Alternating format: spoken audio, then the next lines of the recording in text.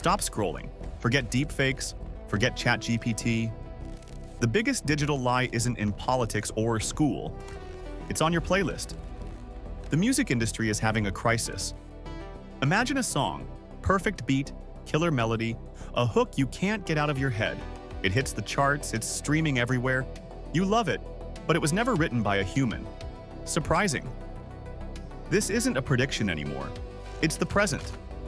AI-generated songs are not just being released. They are topping the charts. And here's the terrifying part. A massive study found that 97% of people surveyed could not tell the difference between the best AI tracks and a human-made hit. How? It's simple. AI is a statistical genius.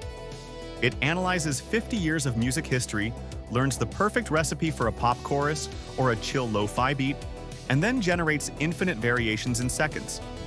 It's production without the passion, perfection without the struggle. For every songwriter, producer, or garage band grinding for a breakthrough, this is the ultimate threat. AI doesn't need sleep, doesn't need a cut of the royalties, and it doesn't have writer's block. Are we witnessing the final curtain call for the human artist? We have to ask, if the feeling is fake, does it still count as art? Who owns the copyright? Is this a musical revolution or just a digital slop content machine designed to fill our airwaves with endless, perfectly engineered mediocrity? The screen is now split. The choice is yours. Is the future of music human or AI? Will we celebrate the sterile perfection of the algorithm or fight to preserve the messy, vital imperfection of the human soul? Tell us in the comments. We want to know.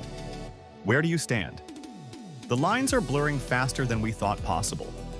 When the ear can no longer distinguish between the real and the synthetic, the entire definition of music changes. What's next? AI painters? AI filmmakers? Let us know your thoughts.